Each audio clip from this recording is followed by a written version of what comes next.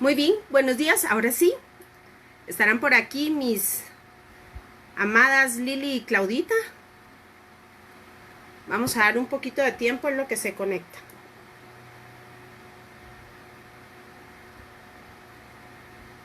Buenos días. Estamos ya casi listos. Muy bien. Lili, ahora sí tengo sonido. ¿Me puedes confirmar si hay sonido, Lili, por favor?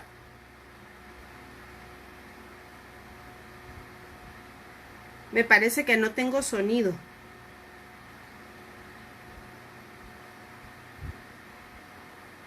Lili, ¿me puedes confirmar si tengo sonido, por favor? Ok, gracias. Vamos a esperar que se nos una Claudita. Muy bien, gracias Lili por confirmarnos. Ahora sí, muy bien. Les agradezco mucho su paciencia. Ya saben que mi mayor cualidad no es precisamente la tecnología. Así que muchas gracias a las dos. Así que ya estamos a 3 minutos de comenzar. Bienvenidos a quienes se nos están uniendo también. Les agradezco tanto cuando me escriben porque así sé que efectivamente están ustedes ahí, los puedo saludar. Así que mi cariño para mi amada Claudita de Ovalle y mi Lili preciosa que te amo tanto también, bienvenidos. Qué gozo podernos reunir para celebrar la palabra del Señor. Gracias Claudita por confirmar. Así que entonces, pues ya vemos 3. No sé quién más se nos está uniendo, pero bienvenido. Si nos puedes escribir ahí para saber quién eres y te podemos saludar, bienvenido también. Así que, Padre, te damos las gracias, Señor, por podernos unir en este estudio, por celebrar tu palabra, porque es viva y eficaz, Señor, y es más viva que nunca en este tiempo. Te damos gracias por los secretos hermosos de tu palabra guardados para nuestro corazón. Damos la bienvenida a todos nuestros hermanos que se reúnen en este momento con nosotros y por aquellos que más tarde y en el transcurso de la semana se irán uniendo a este estudio. Padre, te pedimos que nos ayudes a permanecer, Señor, en la verdad de tu palabra, a permanecer firmes como tú nos pediste hasta el fin. Te damos gracias con gozo en el corazón por estas perlas preciosas que tú has dejado para nosotros, para que te conozcamos y te amamos. En el nombre de Jesús, amén. Muy bien, y entonces, como habíamos platicado, el día de hoy nos centraremos en el mensaje a la iglesia de Tiatira. Y haciendo un breve preámbulo, porque es importante recordarnos que no estamos estudiando estos mensajes como una cuestión de historicidad, porque bien cabe resaltar que no hay ningún hecho fehaciente registrado en ninguna parte de la historia más que única y absolutamente lo que la arqueología nos ha demostrado en las ciudades, pues en los restos de las ciudades donde geográficamente se situaron. Pero sí entendemos, por lo que hemos venido estudiando acerca de la lingüística, que este mensaje es un mensaje totalmente atemporal, es decir, es para los que fueron y para los que somos. Este mensaje no caduca, ni tampoco queda fuera de moda o fuera de tiempo. Y el día de hoy vamos a tocar un tema por demás fuerte, y es sobre todo dirigido a nosotros, los líderes, quienes tenemos una responsabilidad grande. Pero esto no exime, por supuesto, a las ovejas que son tan responsables como nosotros de escuchar la buena doctrina y filtrarla tal y como lo hacían allá en la antigüedad cuando escuchaban a Pablo. E inmediatamente después de oír un mensaje de don Pablo, se iban a las escrituras para ver si realmente estas concordaban con lo que decía. Y yo lo exhorto a usted el día de hoy, que todo lo que escuche de mi persona, por favor vaya y lo corrobore con la palabra. Que tenga a mano un buen diccionario, que tenga a mano una Biblia interlineal, ya que estamos sobre todo estudiando las traducciones del griego, arameo, del hebreo, que no se conforme con lo que yo le digo, sino que vaya y escudriñe usted y que sea el mismo Espíritu el que le revela y el que le confirma todo lo que aquí estamos platicando. Así que para ponernos nuevamente en ese contexto y saber de qué estamos hablando, por supuesto yo le voy a pedir a usted que tome a mano la versión de la Biblia que prefiera y me acompañe en la lectura de precisamente el mensaje a Tiatira que está en Apocalipsis 2, versículos 18 en adelante. Y dice así: Mi versión es Reina Valera. Y dice el mensaje a Tiatira. Y escribe el ángel de la iglesia en Tiatira, el Hijo de Dios, el que tiene ojos como llama de fuego y pies semejante al bronce bruñido, dice esto.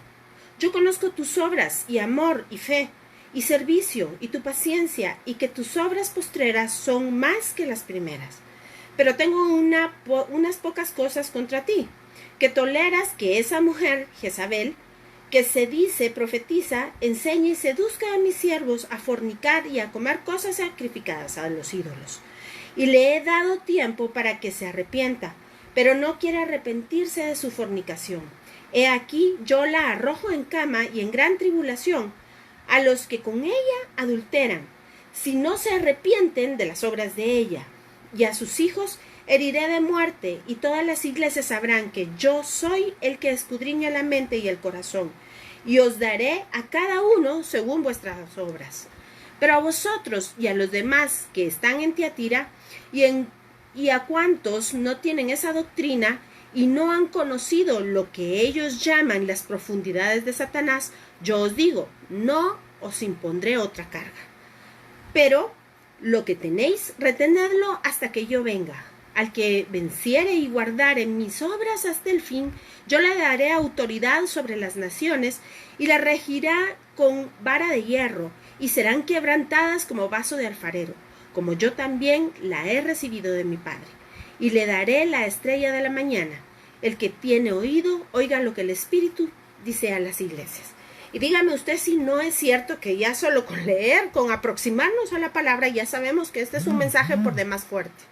Y efectivamente es actual y es un mensaje que debemos de hacer nuestro y poner mucha atención. Así que vamos a ir, como es nuestra costumbre, verso por verso, palabra por palabra, para ver qué quiere decir este mensaje a la iglesia del día de hoy, es decir, a usted y a mí. Entonces comenzamos con el verso 18 y dice, escribe al ángel. Nosotros sabemos que esto es al enviado, al mensajero, al líder de la iglesia que se encuentra en Tiatira. El Hijo de Dios, el que tiene ojos como llama de fuego y pies semejantes al bronce bruñido, dice esto. Muy bien, entonces vamos a comenzar con el primer concepto complicado desde el punto de vista occidental para lograr entender las escrituras en su concepto metatextual, es decir, de acuerdo al espíritu con el que se escribió esta escritura. Y este concepto es el Hijo de Dios. Porque si hacemos una traducción palabra por palabra, usted sabe que hijo se refiere a una cuestión de linaje. Sus hijos son aquellos que, pues, por lo general, usted ha procreado, usted ha dado a luz y han nacido de usted y de su esposo. Pero en el concepto de la palabra de Dios, hijo no quiere decir esto. La palabra ben, en el hebreo, quiere decir más bien, y entre otros muchos conceptos, el dueño de la herencia. Eso quiere decir. Los que estudiamos el libro o la carta a los hebreos, vimos que en el capítulo 1 se da una clara descripción de lo que es el Gio en hebreo, el hijo. Y vemos que aquí en Apocalipsis no se utiliza exactamente la misma palabra. ¿Qué quiere decir esto? Y vamos a ver ambas. Pues el ben o el heredero es aquel que pagó el precio por esta creación. Es decir, aún siendo Dios, siendo Jesús el dueño, porque Él mismo pues creó los cielos y la tierra. Esto es lo que dice Colosenses, lo explica Génesis y en sí toda la Biblia. Nosotros sabemos que Él es el Elohim, el que creó todas las cosas por medio de Él, para Él, y todo lo que existe le pertenece. Pero usted sabe que en el momento de que Satanás engañó a Eva, la sedujo, pues toda la creación cayó en un estado de corrupción. Y es esto lo que el Mesías vino a hacer en su sacrificio salvífico. Volver a comprar la creación o redimirlo. Este es el concepto de redención, volver a comprar por precio. Y esto es muy importante porque entonces entendemos que el Ben Adam, o sea, Jesús, el Hijo de Dios, y en un momento vamos a tocar el término de Dios o de Abba, para que logremos entender toda la connotación de esto, vino a la tierra precisamente a rescatar lo que se había perdido. Y por supuesto sabemos que lo hizo con un altísimo precio, y este fue el precio de su sangre. Así que Satanás había secuestrado la creación, y Jesús, que había empeñado, Dios mismo, el Elohim, Hashem, que había empeñado su propia palabra, vino a tomar nuevamente lo que le pertenecía. Este es el término de el heredero, o de Bem, el dueño de la herencia. Y vea usted que en la versión de las Américas dice así en 1 Corintios 6:20, pues por precio habéis sido comprados, estos redimidos. Por tanto, glorificad a Dios en vuestro cuerpo y en vuestro espíritu, los cuales son de Dios. Y este concepto que nos quede muy fresco en la mente para todo lo que vamos a ir platicando acerca precisamente de este mensaje, que usted va a ver cómo tiene relación la mente con el cuerpo, con el corazón. Así que 1 Corintios 6:19 dice, ustedes no son sus propios dueños, dice la versión de HH, porque Dios los ha comprado. Y la Biblia de las Américas dice en 1 Corintios 7:23, comprados fuisteis por precio, no os hagáis esclavos de los hombres. Además, 1 Pedro 1:18-19 dice, sabiendo que fuisteis rescatados de vuestra vana manera de vivir, la cual recibisteis de vuestros padres, no con cosas corruptibles como oro o plata, sino con la sangre preciosa de Cristo, como un cordero sin mancha y sin contaminación. Y Colosenses 1:14 de Reina Valera dice, en quien tenemos redención por su sangre, el perdón de pecados. Efesios 1:7 dice, en quien tenemos redención por su sangre, el perdón de pecados según la riqueza de su gracia. Así que bienvenido, Luis Alberto, qué gozo verlo desde Chile, qué gozo. Muchísimas gracias por unirse con nosotros. Bienvenido. Entonces vemos esta serie de versículos, y si seguimos ahondando vamos a encontrar muchísimos más, muchísimos, que nos hablan acerca de cómo Jesús volvió a comprar su creación para redimirla, para hacerla propia, para ser el dueño. Pero entonces le está hablando precisamente a esta iglesia, vea usted, y regresemos entonces al versículo 18 de Apocalipsis 2, y dice, el Hijo de Dios, el Ben Adán, el Hijo de Dios, el que compró la herencia, el dueño de la herencia, el que tiene los ojos como llama de fuego y pies semejantes al bronce bruñido. Y vemos claramente que estas tipologías de los ojos como llama de fuego y pies semejantes al bronce bruñido habla claramente acerca del juicio. Lo hemos platicado en segmentos anteriores, y pues claramente hace entonces una relación de que el Hijo de Dios vino a rescatar lo que le pertenecía, lo que es de él, pero esto ya tiene una connotación de juicio, porque hay un solo pecado que no se perdona, y es el no reconocer a Jesucristo como el único Dios y Señor. Eso dice la palabra. Ese es el pecado contra el Espíritu Santo, porque no hay otra manera de ser salvos, sino solamente, lo vemos aquí, a través de la sangre del Cordero de Dios, de Jesucristo mismo. Así que vamos a ver que esta ya es una advertencia a esta iglesia, a la iglesia del día de hoy, que tiene implicaciones verdaderamente serias a tiempo futuro. Así que vamos al versículo 19, y dice, yo conozco tus obras, y amor y fe y servicio y tu paciencia, y que tus obras postreras son más que las primeras. Pero tengo unas pocas cosas contra ti, que toleras que esa mujer Jezabel, Isabel se dice en hebreo, que se dice profetiza, enseñe y seduzca a mis siervos a fornicar y a comer cosas sacrificadas a los ídolos. Muy bien, si recordamos, los mensajes anteriores también nos han hablado acerca de las obras de la iglesia. Y dice, yo conozco tus obras, es decir, todo el trabajo que estas personas hacen en pro del Evangelio. Y amor, y fe, y servicio, y tu paciencia. Y recordémonos que todo esto tenía una relación intrínseca con todos los sufrimientos a causa del Evangelio. Por supuesto, a causa del Evangelio y no de nuestras propias concupiscencias y de nuestro pecado. Así que, teniendo esto en mente, dice así, que sus postreras obras son mucho mayores que las primeras. Pero tengo unas pocas cosas contra ti. Y ve aquí, se pone seria la cosa. Que toleras que esa mujer Jezabel, Itzebel, se dice en el hebreo, y vamos a ver por qué es tan importante tomar esta raíz, vamos a ver qué quiere decir. Y dice que esta mujer, Itzebel, se decía profetisa. ¿Pero profetisa de quién? Así que esta mujer enseña y seduce a los siervos a fornicar y a comer cosas sacrificadas a los ídolos. Y seguramente, si usted ha estado siguiendo todos estos programas, se recordará que justamente en los mensajes anteriores había una connotación que venía precisamente de la doctrina de Balaam y de los Nicolaitas. Y si usted pues no ha tenido la oportunidad, yo le recomendaría que vea los mensajes a las iglesias anteriores para que pueda tener un panorama mucho más profundo de lo que estamos aquí platicando.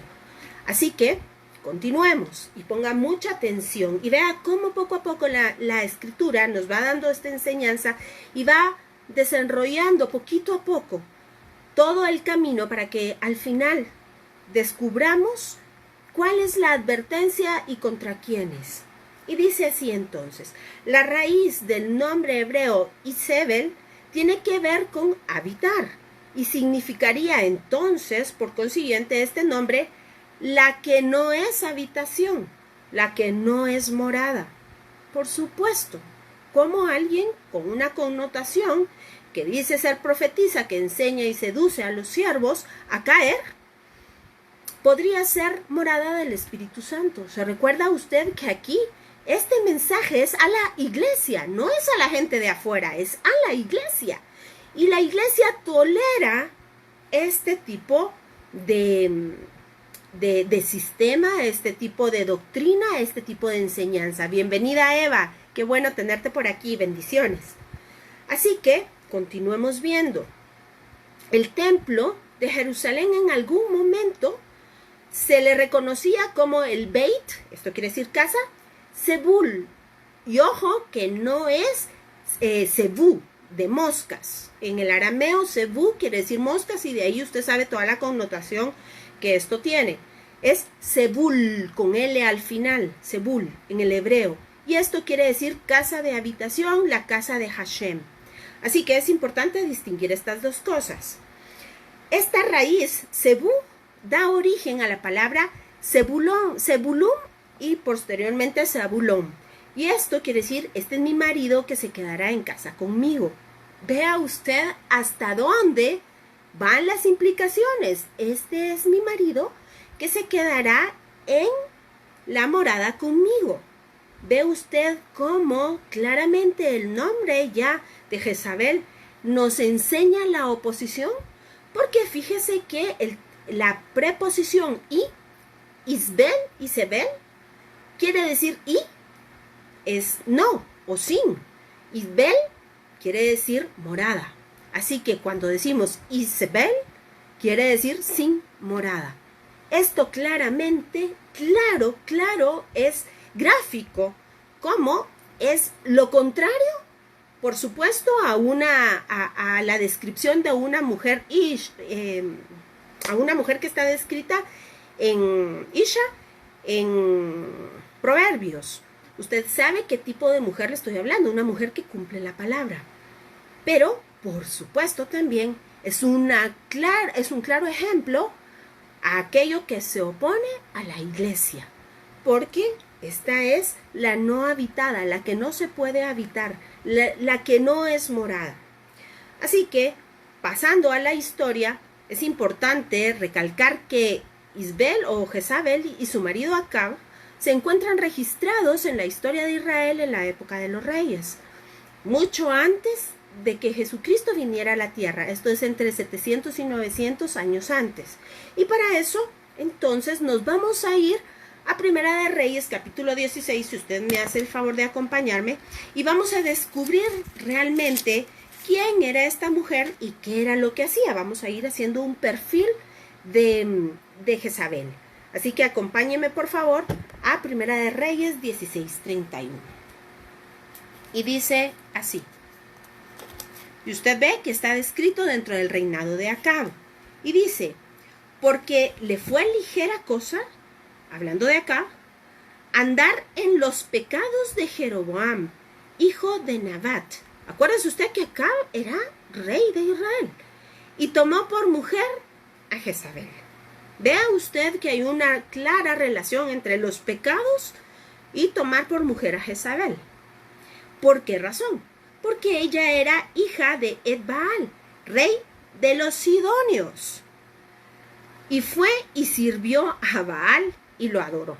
¿Se da cuenta? Esta mujer pertenecía a un pueblo idólatra. Esta mujer, vea usted la capacidad que tenía, que no solo fue y sirvió a Baal y lo adoró, sino que usted va a ver todo lo que hace a través de este poder de seducción con todo el pueblo de Israel. Continuamos en el 32 y dice, e hizo altar a Baal en el templo de Baal que él edificó en Samaria. O sea que además le edificaron templo. Hizo también Acab una imagen de acera. Y déjeme contarle que es una imagen de acera. Este es el tipo de árbol. La imagen se llama la imagen de acera por el tipo de árbol. Y es que en el tronco se tallaba una mujer y se le rendía culto. Esta mujer era la esposa de Baal. Así que usted ya puede hacer la conexión entre lo que se habla de la doctrina de Jezabel precisamente en este mensaje de Tiatira, con todo lo que habíamos platicado con anterioridad de cómo meterle zancadilla, por decirlo de una manera más coloquial, al pueblo de Israel. Así que regresemos, dice, hizo también Acab una imagen de acera, haciendo así Acab más que todos los reyes de Israel que reinaron antes que él. No crea usted que hizo más en el sentido de mejor, hizo más en una cuestión terrible, ¿verdad? En contra de Dios y en contra del pueblo. Pero vea, para provocar la ira de Jehová, Dios de Israel. Esto es lo que se llama adulterio. Se fueron en contra de la palabra y en contra del Dios de Israel. Por eso provocó a ira al Señor. Versículo 34. Y en su tiempo, y él de Betel reedificó a Jericó a precio de la vida de Abirán, su primogénito. Echó el cimiento y a precio de la vida de Según, su hijo menor, puso sus puertas conforme a la palabra que Jehová había hablado por Josué, hijo de Nun. Miren qué cosas tremendas las que suceden. Pero vamos a continuar viendo. Entonces, si usted está notando, tome en cuenta que el perfil de Jezabel es la que no es morada. Luego es sidonita, es decir, cananea, es decir, idólatra. Fue el rey de Israel, Acab, la tomó por esposa, y esto era un claro pecado en contra del Dios de Israel. ¿Por qué? Simplemente porque Dios le había dicho, y no tomarás mujer de otros pueblos, sino únicamente de tu pueblo. ¿Por qué razón cree usted? Precisamente por esto. Porque esta mujer lo indujo a pecar en contra del Dios vivo. Ahora bien, véngase conmigo a Primera de Reyes, capítulo 18, versículo 4. De ahí hasta el 12. Y dice así, porque cuando Jezabel destruía a los profetas de Jehová, es decir, vea usted, sedujo a Acab para rendirle culto a Baal. Le pusieron un templo. Además, hicieron imágenes de acera y le rendían culto a la acera. Pero no solo se quedó ahí, sino que ahora Jezabel destruía a los profetas de Jehová. Abdías tomó a 100 profetas y los escondió de 50 en 50 en cuevas y los sustentó con pan y agua. Dijo pues Acab a Abdías, ve por el país a todas las fuentes de aguas y a todos los arroyos, a ver si acaso hallamos hierba con que conservemos la vida de los caballos y a las mulas para que no nos quedemos sin bestias. y dividieron entre sí el país para recorrerlo. Acab fue por un camino y Abdías fue separadamente por otro. Y yendo Abdías por el camino se encontró con Elías, el profeta. Y cuando lo reconoció, se postró sobre su rostro y dijo: ¿No eres tú mi señor Elías? Y él respondió: Yo soy. Ve y dile a tu amo: aquí está Elías. ¿Y por qué razón? Vea usted por qué. Pero él dijo: ¿en qué he pecado para que entregas a tu siervo en mano de Acab, para que me mate? Vive Jehová tu Dios, que no ha habido nación ni reino a donde mi señor no haya enviado a buscarte. Vea usted la persecución que había por Elías. Y todos han respondido: no está aquí. Y a reinos y a naciones él ha hecho jurar que no te han hallado. Y ahora tú dices: ve, di a tu amo: aquí está Elías. Acontecerá que luego que yo me haya ido, el Espíritu de Jehová te llevará a donde yo no sepa. Y al venir yo y dar las nuevas a Acab, al no hallarte, él me matará, y tu siervo teme a Jehová desde su juventud. Vea qué cosa impactante.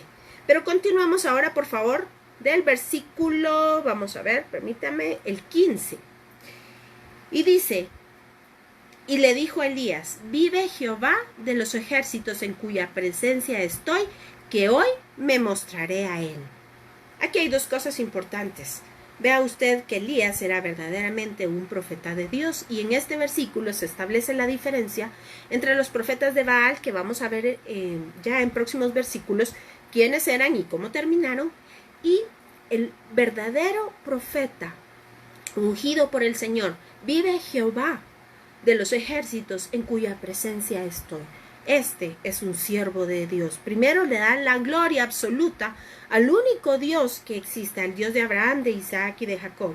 Y por supuesto dice: en cuya presencia estoy. Esto quiere decir, el Señor me escanea. Delante de Él vivo, delante de Él están absolutamente todos mis deseos, mis necesidades, mis aflicciones, mis miedos, mis alegrías, absolutamente todo lo vivo delante de Él. Y ahora pasémonos al versículo 17, por favor. Y dice así: cuando Acab vio a Elías, le dijo: ¿eres tú el que turba a Israel? Mire qué bonito paquete. Se da cuenta toda la maldad de Acab, todo lo que había escuchado a su mujer Jezabel, todo lo que habían hecho en contra de Dios. Están buscando al profeta, y cuando lo encuentran le dice: ¿eres tú el que turba a Israel? Y vea lo que le contesta entonces Elías. Y él respondió: yo no he turbado a Israel, sino tú y la casa de tu padre, dejando, escucha bien, los mandamientos de Jehová y siguiendo a los Baales. Así que de aquí podemos tomar justamente para Apocalipsis. Es decir, que entonces la doctrina de Jezabel tiene que ver con adorar otros ídolos y por supuesto dejar los mandamientos de Jehová y siguiendo otros dioses. Versículo 19. Envía pues ahora y congrégame. Oiga lo que dice. Mire que es atrevido Elías. Y dice: envíame pues ahora y congrégame a todo Israel en el monte Carmelo. De aquí que sea tan famoso ese monte. Bueno, y pasaron muchas cosas más ahí. Pero dice: todo Israel, los 450 profetas de Baal y los 400 profetas de Acera, que comen de la mesa de Jezabel. Y aquí podemos descubrir algo. Se da cuenta que esta mujer era la esposa del rey de Israel, y el pueblo de Israel es el pueblo del libro, es el pueblo del único Dios. Y se da cuenta que en la corte tenían 450 profetas de Baal y 400 de Acera. Y todo Israel, el pueblo, convivía con esta abominación. ¿No se le hace muy común para esta época, con todo lo que estamos viendo y todo lo que está pasando y todas las invitaciones que se están haciendo? Eso se llama ecumenismo. Ahora bien, continuemos, versículo 20. Entonces Acab convocó a todos los hijos de Israel, oiga, a todos los hijos de Israel, y reunió a los profetas en el monte Carmelo. Profetas, por supuesto, idolátricos. o idólatras. Y acercándose Elías a todo el pueblo, dijo: ¿hasta cuándo? Oiga, porque se acercó al pueblo, no se acercó a los profetas, se acercó al pueblo. Y le dijo: ¿hasta cuándo claudicaréis vosotros entre dos pensamientos?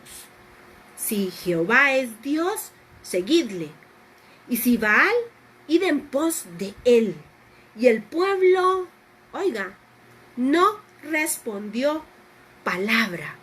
¿Se da cuenta qué cosa terrible es esto? Y Elías volvió a decir al pueblo: solo yo he quedado profeta de Jehová, mas los profetas de Baal hay 450. Désenos pues 2 bueyes, y después ya sale toda la historia hermosa que la Biblia nos relata acerca de cómo Elías venció a los profetas de Baal y de Acera. Pero esto nos debe de verdaderamente conmover. Otra cuestión que es importante aquí señalar, y me quiero regresar al versículo 19, es que todos estos profetas, o sea, 850, comían de la mesa de Jezabel. Vea usted el poder que tenía Jezabel en el reinado. Esto es muy importante y determina qué clase de mujer y qué clase de reinado era ese. Así que hoy me permitiría yo, porque es un tema por demás vigente, y en cuanto al tema del coronavirus, yo no sé si usted ha tomado la iniciativa y ha visto cómo funciona la ONU, cómo funcionan todos estos organismos internacionales, pero en términos generales le puedo decir que hay 100 expertos que trabajan, digamos, en las Naciones Unidas o en todos los asuntos de salud, y hay 1000 que solo están de relleno. Pero en el momento de hacer las decisiones, se hacen las decisiones de acuerdo a las conveniencias políticas y no de acuerdo a la autoridad de conocimiento que tienen los científicos. Yo lo insto a que usted vea, y como les repito, este tema del coronavirus hoy es con mascarilla, mañana ya no, porque el virus ya no se transmite en el aire. Antes no se podían utilizar ciertos medicamentos, ahora sí. ¿Usted por qué cree que está sucediendo todo esto? Efectivamente, es la sala o la antesala a todo lo que está descrito en Apocalipsis. Claro, es la venida ya de no solo del espíritu de Anticristo, porque sabemos que eso ya está obrando, sino de la persona que encarnará al Anticristo, es decir, al que se opone a Dios, el que se sienta en el lugar de Dios y el que se va en contra de toda la palabra y de todas las cosas santas. Esto es ni más ni menos que una desestabilización, y sabe, no solamente de los que no han creído, sino que lo que es peor, es una desestabilización específicamente para los que hemos creído, pero aquellos que no están bien cimentados en la palabra. Oiga usted cuánta gente se está quejando de desesperación, de miedo, de angustia, de estrés, de no sé qué cosas más. Pero si realmente esta bendita palabra habitase en el corazón, yo le digo, las cosas cambian totalmente. La palabra dice que en los últimos tiempos, a causa de la maldad, y de esto vamos a hablar, el amor de muchos se desvanecerá. Vea usted, y es importante que nos pasemos un escáner para ver cómo está nuestro corazón en nuestra relación con el Señor y en el estudio de la palabra. Porque usted no me dejará mentir que en los últimos estudios que hemos hecho acerca de los mensajes, todos y cada uno tienen relación estrecha con la palabra de Dios. Y es que Apocalipsis termina puntualmente con este versículo que he repetido una y otra vez: nada inmundo entrará en la Nueva Jerusalén. Es que el escáner, el punto pivote es la palabra de Dios, y es por eso que esta bendita palabra es tan atacada, y cada vez menos predicada. Así que continuemos. Y véngase conmigo, por favor, a Primera de Reyes, ahora versículo 19. Vamos a ver los versículos del 1 al 3. Y quiero citar a Gandhi, quien dijo de una manera, por supuesto, horizontal, humana, pero palabras muy sabias, y dice así: la verdad siempre será la verdad, aunque seas tú quien la diga. Y esto es muy importante. La palabra de Dios siempre, siempre será la verdad absoluta. No importa que nosotros querramos corromperla o conmoverla. La palabra de Dios permanece y es sí y es amén. Y es el ancla que nos lleva hasta el lugar santísimo y nos establece para que no nos movamos, aún en los tiempos de aflicción. Así que ahora sí, véngase conmigo, por favor, a Primera de Reyes, versículos del 1 al 3. Y dice así: acá dio a Jezabel la nueva de todo lo que Elías había hecho y de cómo había matado a espada a todos los profetas. Ahora vea la implicación de la espada. La semana pasada hablamos acerca de la espada, acerca de la palabra. Y vea acá, por supuesto, esto es una prefiguración de lo que va a suceder. ¿Se recuerda usted que Jesucristo viene en el capítulo 19 de Apocalipsis? Se nos describe justamente ojos de fuego y una espada aguda que sale de su boca. ¿Cuál cree que es esa espada? Por supuesto, la palabra de Dios. Lo vimos la semana pasada en Hebreos. Así que continuemos.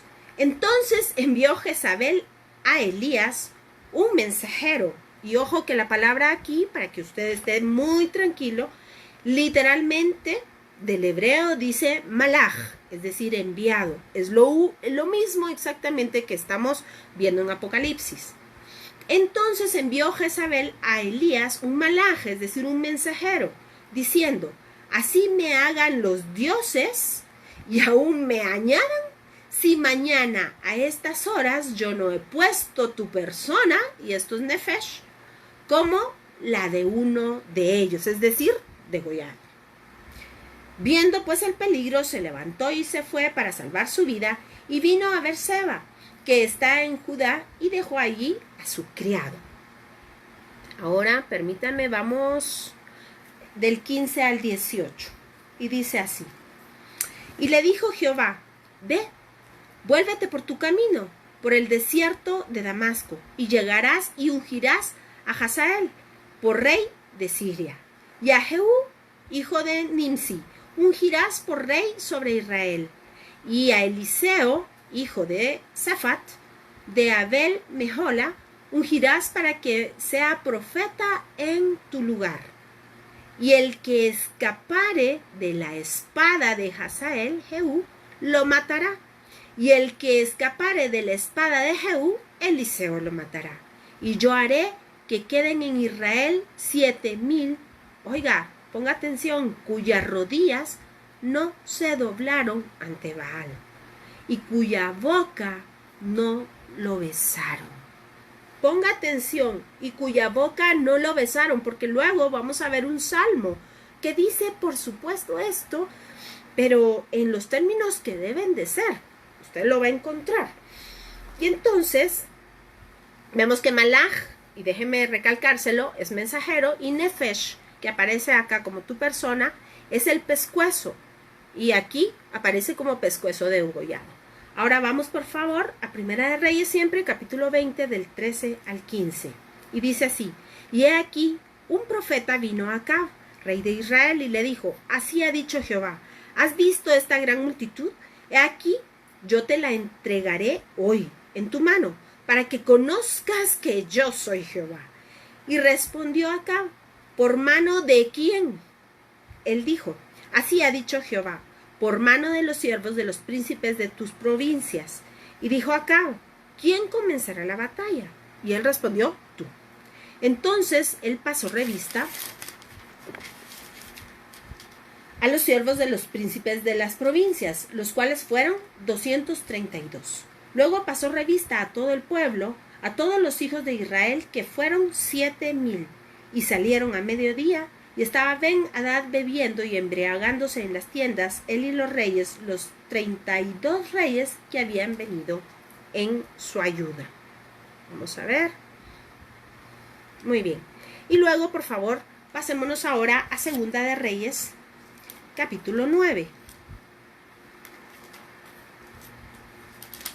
Versículos del 7 al 10. Y dice así: herirás la casa de Acab tu señor, para que yo vengue la sangre de mis siervos los profetas y la sangre de todos los siervos de Jehová de la mano de Jezabel. Y perecerá toda la casa de Acab, y destruiré de Acab todo varón, así al siervo como al libre en Israel. Y yo pondré la casa de Acab como la casa de Jeroboam, hijo de Nabat, y como la casa de Baasa, hijo de Ahías.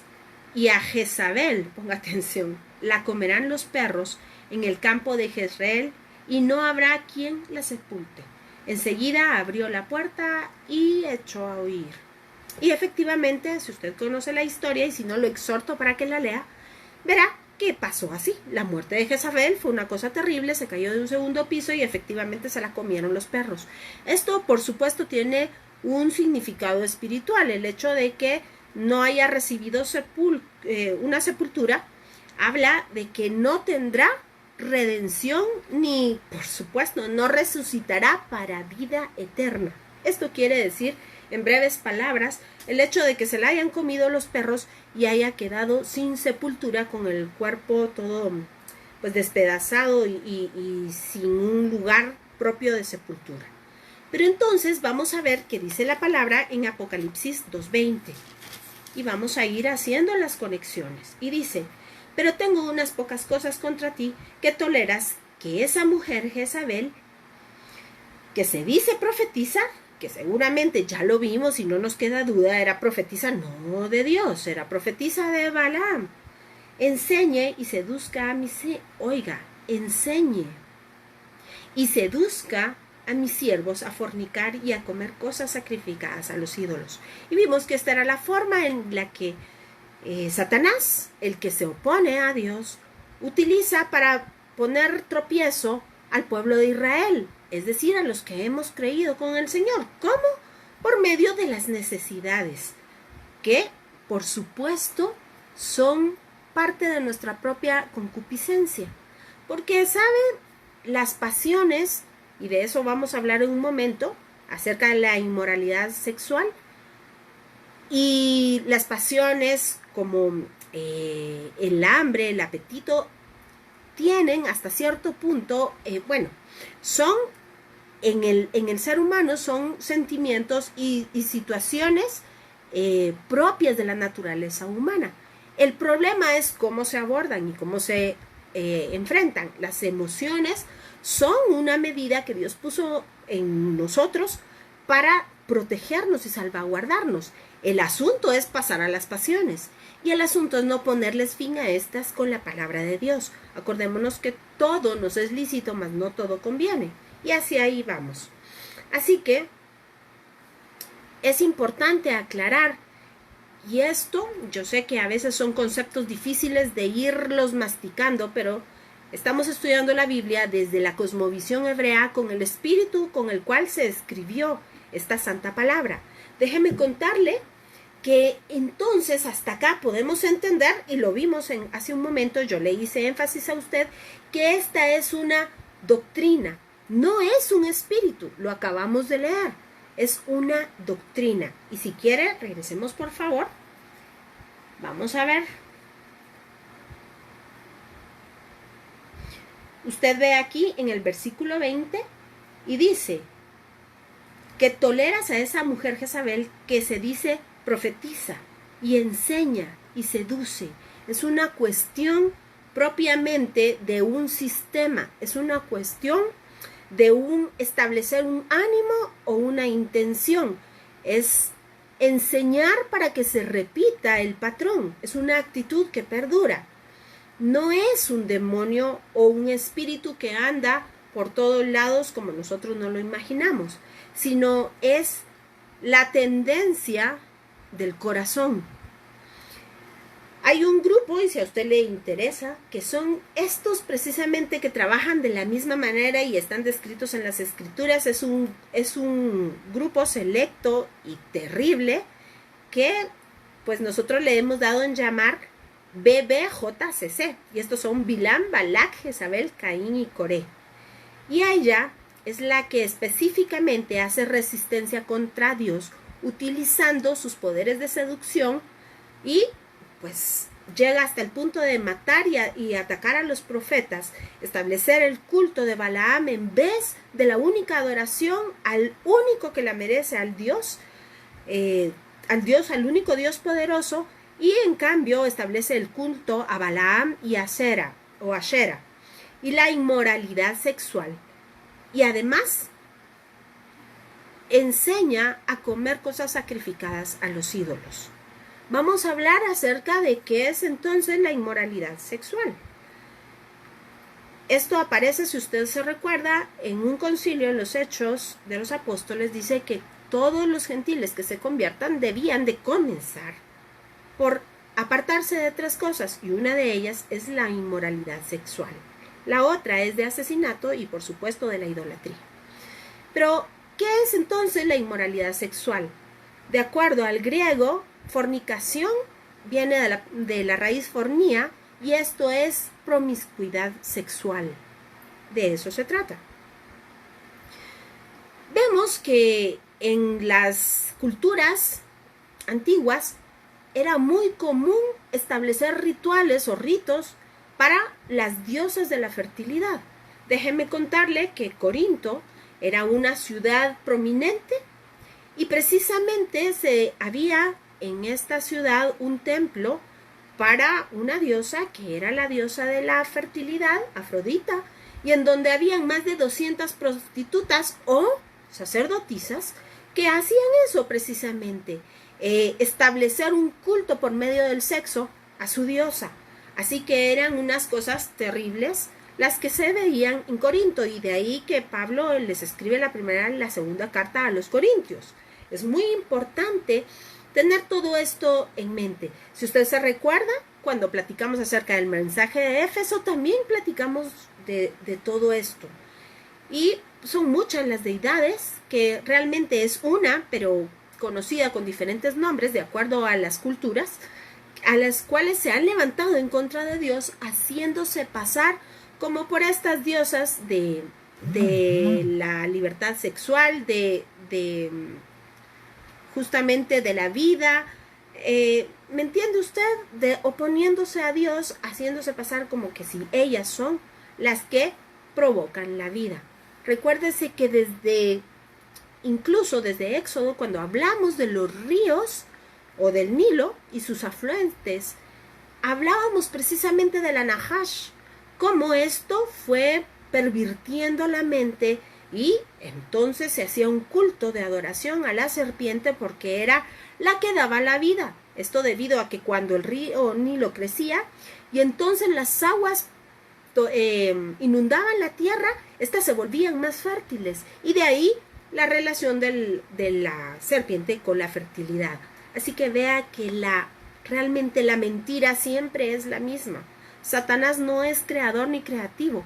La mentira es exactamente la misma de Génesis, pero dicha de manera distinta, para que los seres humanos, y que el Señor lo reprenda, Él trata de que nosotros le creamos.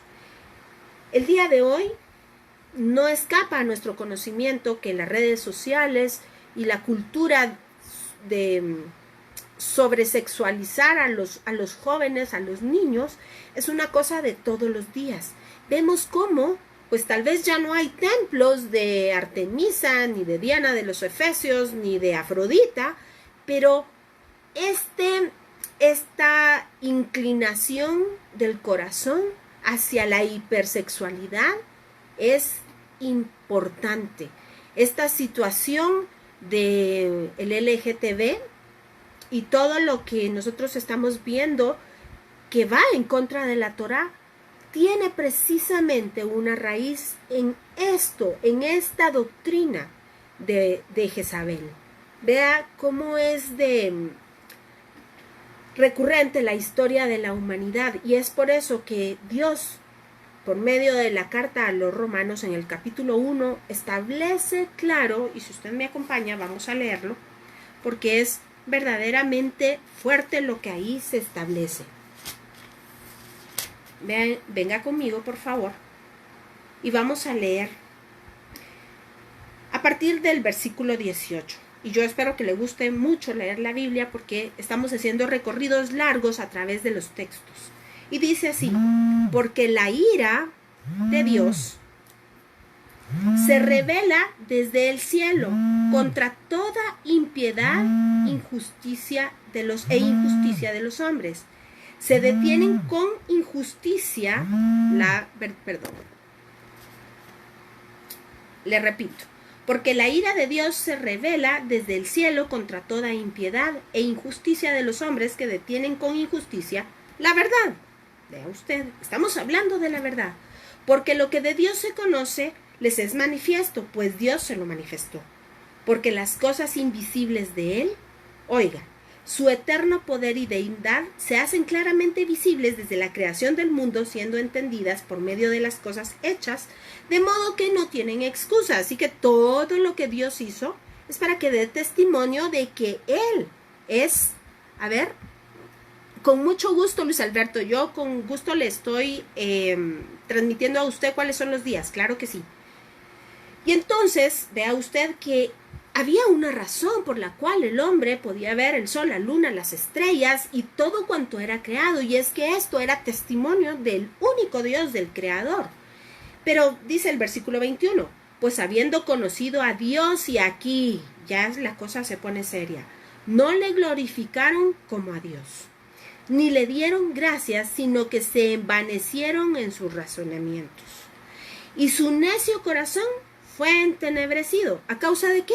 De sus vanos razonamientos.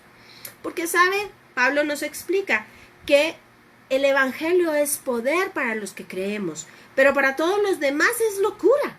Es que no lo logran entender, porque lo espiritual no se razona con la mente. Lo espiritual se razona con el Espíritu por medio del Espíritu de Dios. Esto es la mente de Cristo, y hacia allá vamos. Y por eso le estoy leyendo todos estos versos, para que usted tenga un preámbulo y logremos entender más profundamente la palabra. Entonces dice el versículo 22, profesando ser sabios, se hicieron necios. Y oiga aquí, y cambiaron la gloria del Dios incorruptible en enseñanza de imagen de hombre corruptible, de aves, de cuadrúpedos y de reptiles. ¿Se recuerda usted qué era lo que hacía Jezabel? Enseñar. Por lo cual también Dios los entregó a la inmundicia, es decir, ya no solo el hecho de que vivían en el mundo. Acuérdense que usted, y esto es un término importante de acuñar, ¿cuándo es la fundación del mundo? Es aparte la creación, y aparte es el término de la fundación del mundo. La creación, pues, es lo que está descrito en Génesis capítulo 1, pero la fundación del mundo es el momento preciso en el cual esta creación hermosa, perfecta, como dice la palabra, buena en gran manera, cayó en vanidad a causa del pecado. Esa es la fundación del mundo. Así que acá, bueno, y usted sabe que Dios permitió que todo se envaneciese a causa del amor que Él nos tenía a nosotros, porque si no, no hubiésemos tenido dónde vivir. El ser humano en esa condición pecaminosa no hubiese podido vivir en una creación santa. Así que Dios permitió que esa creación fuese hecha vanidad a causa nuestra. Pero vea, dice acá que no solo ya el hombre vivía ahí, no solo el hombre ya estaba entenebrecido, sino que además dice, y le repito, y cambiaron la gloria de Dios incorruptible en semejanza de imagen de hombre corruptible, de aves, de cuadrúpedos y de reptiles.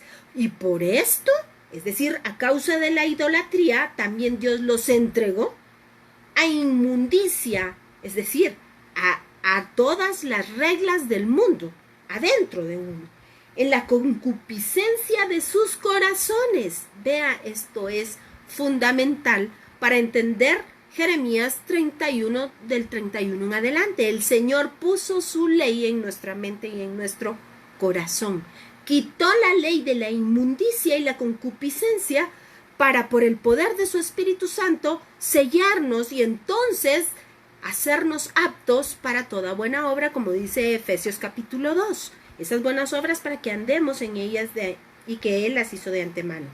Así que, dice, la concupiscencia de sus corazones, de modo que deshonraron entre sí sus propios cuerpos. Así que usted puede entender que cuando alguien, oiga bien, deshonra su propio cuerpo, es a consecuencia de la inmundicia que hay y la concupiscencia en el corazón. No lo digo yo, está aquí escrito. Véngase al versículo 25. Ya que cambiaron la verdad de Dios. ¿Cuál es la verdad de Dios? La palabra de Dios. Por la mentira. ¿Qué mentira es? Cualquier cosa que se separe de la palabra de Dios. Honrando y dando culto a las criaturas antes que al Creador, el cual es bendito por los siglos. Amén.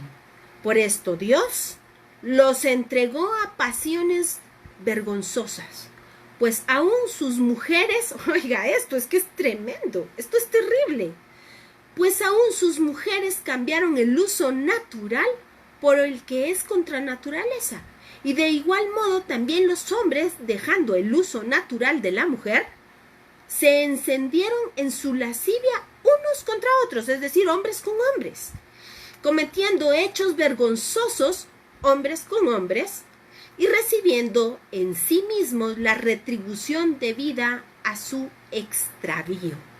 Y como ellos no aprobaron tener en cuenta a Dios, Dios los entregó a una mente reprobada para hacer cosas que no convienen. Vea usted qué cosa, y mire el 29, dice, estando atestados de toda injusticia, fornicación, perversidad, avaricia, maldad, llenos de envidia, homicidios, contiendas, engaños y malignidades, murmuradores, detractores, aborrecedores de Dios, injuriosos, soberbios, altivos, inventores de males, desobedientes a los padres, necios, desleales, sin afecto natural, implacables, sin misericordia, quienes habiendo entendido el juicio de Dios, que los que practican tales cosas son dignos de muerte, no solo las hacen, sino que también se complacen con los que las practican. Es decir, se recuerda usted que en los mensajes anteriores justamente hablamos que chor y consentidor pecan por igual. Una amiga muy querida dice que no es culpable solo el que mata a la vaca, sino que el que le agarra la pata. Exactamente es lo mismo. No podemos apañar el pecado. Por supuesto, déjeme aclarar, ya que está tan de moda esta situación del LGTB, no son nuestros enemigos. Ellos son el campo de evangelismo para los que por misericordia la luz del evangelio nos ha llegado primero. Debemos de verlos como el Señor nos ve, con ojos de amor y de mucha misericordia.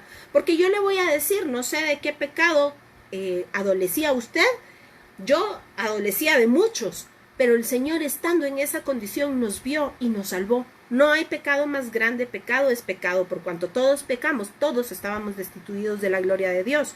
Así que Romanos está hablando seriamente y muy fuertemente porque el pecado del adulterio, el pecado de la fornicación, atenta propiamente contra nuestro cuerpo, que es templo del Espíritu Santo. Y además aquí está hablando de un adulterio espiritual que da o es el origen a todo el desorden que luego se convierte en desórdenes sexuales, y vemos que también en una serie de pecados. Imagínense ustedes, son 4 versículos en los que se enumeran toda la serie de pecados que se van deformando a causa de la perversión del razonamiento humano. Así que se da cuenta todo lo que implica esta enseñanza de Jezabel, este sistema de Jezabel. Y dígame usted si no estamos inmersos precisamente en ese sistema. Ese es el sistema que gobierna hoy el mundo. Así que déjeme leerle. Fíjese usted que el pueblo de Israel, por supuesto, cimentado en la Torá, sabe que debe apartarse. Y cuando digo al pueblo de Israel, me refiero a usted y a mí, porque en Gálatas dice que todos los de la fe hemos sido injertados en ese pueblo. Pero déjeme contarle una anécdota, y es que precisamente en el Talmud está escrito algo, y esta era una imposición o que imponía una costumbre, y este era ante los temas idolátricos. Y aquí decía que todo judío debía de permanecer cero contacto con los gentiles 3 días antes y 3 días después de cualquier fiesta o cualquier situación de idolatría. Vea usted. Por supuesto, yo no le estoy diciendo esto porque no podríamos salir ni a la calle, pero sí le estoy diciendo que debemos de mantenernos en santidad, cero contacto con la idolatría. Eso por supuesto que sí. Pero ahora le voy a leer algunos versículos que Pablo nos habla acerca de esto. Y en 1 Corintios 6, del 12 al 19, dice así. Déjeme buscarlo porque no lo copié completo. 1 Corintios 6, del 12 al 19, y dice: todas las cosas, oiga, ponga mucha atención cómo Pablo hace también esta relación. Y dice: todas las cosas me son lícitas, mas no todas convienen. Todas las cosas me son lícitas, mas no me dejaré dominar de ninguna. Las viandas para el vientre y el vientre para las viandas. Y de esto hablábamos hace un momento, de las necesidades propias del organismo humano. Pero tanto al uno como a las otras destruirá Dios. Pero el cuerpo no es para la fornicación, sino para el Señor, y el Señor para el cuerpo. Y Dios, que levantó al Señor, también a nosotros nos levantará con su poder. ¿No sabéis que vuestros cuerpos son miembros de Cristo? Quitaré pues los miembros de Cristo y los haré miembros de una ramera. Oiga, qué fuerte. De ningún modo. ¿O no sabéis que el que se une con una ramera es un cuerpo con ella? Por esto, la importancia de mantenerse en santidad. El marido es para la mujer y la mujer para el marido. Por eso dice en Génesis: y ambos serán para una sola carne. Versículo 17. Pero el que se une al Señor, un espíritu es con él. Huid de la fornicación. Cualquier otro pecado que el hombre cometa está fuera del cuerpo, mas el que fornica contra su cuerpo peca. ¿O ignoráis que vuestro cuerpo es templo del Espíritu Santo, el cual está en vosotros, el cual tenéis de Dios, y que no sois vuestros? Porque habéis sido comprados por precio. Glorificad pues a Dios en vuestro cuerpo y en vuestro espíritu, los cuales son de Dios. Así que tanto el cuerpo como el espíritu son del Señor. Y ahora véngase conmigo al versículo, vamos a ver, 1 Corintios 10, del versículo 23 y 24.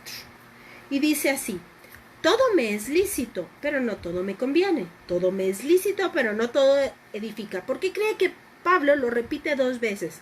Por la importancia que tiene esto. Ninguno busque su propio bien, sino el del otro. Vea usted. ¿Por qué Pablo habla esto? Porque no podemos ser ocasión de pecado. Y, ¿sabe? Debemos realmente de ser muy cuidadosos en esto. Y, pues, hablar del testimonio es vivir el testimonio y vivir como para Cristo. Porque no podemos predicar una cosa y hacer otra. A mí me gustaba mucho que el pastor Harold Caballeros decía: predica en todo tiempo, y si es necesario, entonces habla. Así que esto debe ser tomado para nuestra vida. Vea usted y tome aquí un texto de Proverbios 6:32 de las Sagradas Escrituras de 1569, así se llama la versión de la Biblia. Y dice en Proverbios 6: mas el que comete adulterio con la mujer es falto de corazón, corrompe su alma el que tal hace. Vea qué fuerte. El que comete adulterio no tiene corazón, dice la palabra, y corrompe su alma.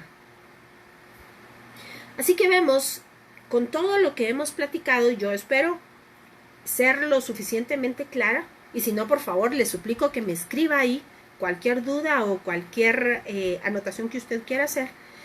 Isabel es un antimodelo de mujer. Es lo que se opone al modelo de la mujer descrita en Proverbios. Esta mujer, además de todo lo que vimos, dirige por encima de su cabeza. Recuérdese usted que la cabeza de la mujer es el varón, y la cabeza del varón es Cristo. Así que esta mujer se pasa por encima, si usted se recuerda, y puede buscarlo en Reyes también. Hay un relato donde está Acab, como nos lo podemos imaginar, seguramente no era de un carácter muy fuerte ni muy decidido, y está en una situación como medio tristón, y entonces Jezabel llega y le dice, ¿qué te pasa? Ay, pues es que pasa esto. Ah, no te preocupes, le dice Jezabel, yo voy y te lo traigo. Entonces vemos que es ella la que pasa por encima de su cabeza, de lo que el esposo debe ser, lo que el esposo, de la autoridad del esposo. Con esto no quiero decir que las mujeres no tenemos o que no debemos de tener autoestima alta, o que no podemos decidir, o que no tenemos voluntad, o que somos menos que los hombres. Esto se trata única y exclusivamente del orden divino para que las cosas funcionen como deben de ser. Yo le voy a decir una cosa, realmente las instrucciones de Dios no se discuten, solamente se cumplen, porque Él es el autor de todas las cosas. Él es el fabricante. Cuando usted compra una licuadora, saca las instrucciones y le dice, no conecte en trifásica, o no sé cómo es la cosa, en 220, conéctelo en 110, y yo le aseguro que si usted, porque quiere y porque dispuso conectarla en 220, yo le aseguro que lo que le va a pasar es que se le va a fundir. O viceversa, si la licuadora dice es solo para 220 y usted la conecta en 110, pues no le va a funcionar. Entonces, así es la palabra del Señor. Son instrucciones para que nos vayan bien. Y, por supuesto, el Señor tiene un orden divino para que las cosas funcionen. Y esto sería precioso hablar porque está descrito en Génesis capítulo 2, tiene una razón de ser. No crea usted que es solo porque a Dios se le antojó que las cosas fuesen así. Así que recalco, es un espíritu o una inclinación que no solamente es femenino, también puede actuar en el hombre. Y cuando digo espíritu no me refiero a un fantasmita que anda por ahí volando, sino, y aquí voy a acuñarme en los términos de leyes. Y si yo sé que más tardecito unas hermanas en Cristo que son abogadas van a ver este video, y a ellas podrán anotar ahí y darme la razón de lo que estoy diciendo. Cuando un abogado se va a consultar la ley, es importante que tenga en mente el espíritu con el cual se escribió esa ley. Y estoy hablando en términos humanos, cuanto más en los términos divinos. Es importante entender que todo esto se trata de una inclinación que trata de precisamente volverse un sistema o una forma de vida, que, como repito, no es solamente femenino, también se encuentra en los hombres. Y debemos de tener cuidado porque especialmente usted sabe que Satanás quiere atacar a los líderes. Y no es una cuestión de posición, sino es una cuestión de llamado. Es acerca de la vocación. La autoridad dada por Dios no se concede, sino es únicamente por el llamado que Dios nos hace. Nos es impuesto, dice Pablo, ese llamado. Así que es precisamente a eso a lo que el espíritu de Jezabel quiere traerse al suelo. ¿Por qué? Porque va en contra de la palabra de Dios. Y claro, en un momento vamos a ver que dice que cuando no hay pastor, las ovejas se dispersan. Pero continuamos y ya vamos a llegar a ese punto. El versículo 22 del capítulo 2 de Apocalipsis, el 21, dice así: y he dado tiempo para que se arrepienta, pero no quiere arrepentirse de su fornicación. He aquí, yo la arrojo en cama y en gran tribulación a los que con ella adulteran, si no se arrepienten de las obras de ella. Y a sus hijos heriré de muerte, y todas las iglesias sabrán que yo soy el que escudriña la mente, y en el original dice los riñones y el corazón, y os daré a cada uno según vuestras obras. Si me acompaña Jeremías 31:33, vamos a encontrar por qué habla aquí de los riñones.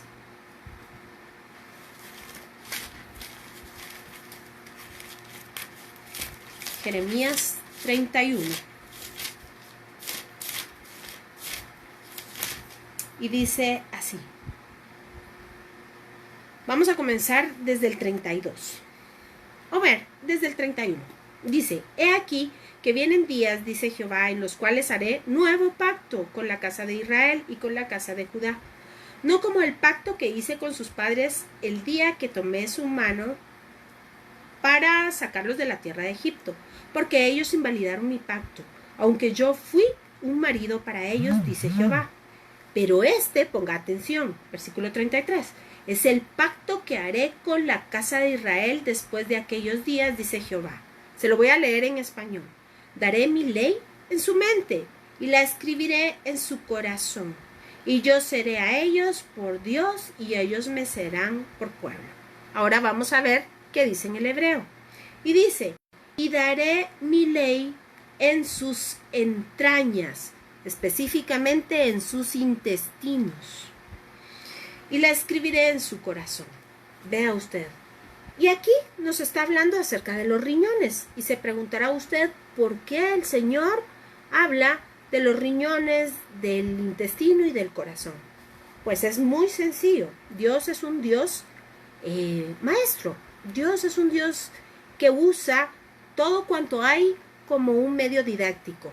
Y es que fíjese usted que las entrañas, específicamente los riñones y el intestino, son precisamente los órganos que depuran todas aquellas cosas que son veneno para el organismo y por medio de ellos se secretan. Así que cuando habla precisamente de que pondrá en nuestra mente, quiere decir en nuestro pensamiento, y vamos a ver en un momento qué quiere decir esto. Y si usted no ha tenido la oportunidad, yo le sugeriría que pueda ver los videos anteriores acerca de cuando Dios da la ley al pueblo de Israel, porque es el panorama general para que podamos entender por qué es tan importante este nuevo pacto en nosotros, que Él haya puesto su ley en nuestra mente, en nuestro corazón, por medio del dedo de Dios, es decir, por el Espíritu Santo. Los videos se llaman Fiesta de Shavuot o Pentecostés. Son dos y están antes de este que estamos filmando el día de hoy. Pero regresemos. Es importante entonces que su palabra esté en nuestra mente, en nuestro corazón, en nuestros intestinos, en nuestros riñones, porque la carta a los Hebreos, claramente en el capítulo 5, dice que nosotros estamos como metidos en un gimnasio, y el gimnasio es la palabra de Dios, y esto es lo que permite que discernamos entre el bien y el mal. Entonces se da cuenta que cuando la palabra aquí establece esta analogía entre los riñones, el corazón y los intestinos, habla justamente de eso, separar el bien y del mal. ¿Cuál es la separación? La porción de la palabra. Por supuesto, usted sabe que debemos de cuidar el corazón, dice la palabra, porque de él mana la vida. ¿Qué debe de haber en el corazón para que mane la vida? La palabra, porque Jesús dice, vosotros escudriñáis, dice en Juan, la palabra y hacéis bien porque de ella os parece que mana la vida, porque ¿saben qué? Toda ella habla de mí, dice Jesucristo. Así que, a manera muy breve, le estoy contando cuál es la razón y cuál es la importancia de que esa palabra se establezca en nuestra vida, sea la forma en la cual nosotros nos desarrollamos todos los días. Así que, hablando propiamente de los versículos 21, 22 y 23 del capítulo 2 de Apocalipsis, podemos decir que Dios establece una sentencia clara para cualquier liderazgo que esté permitiendo este culto o esta enseñanza de Jezabel.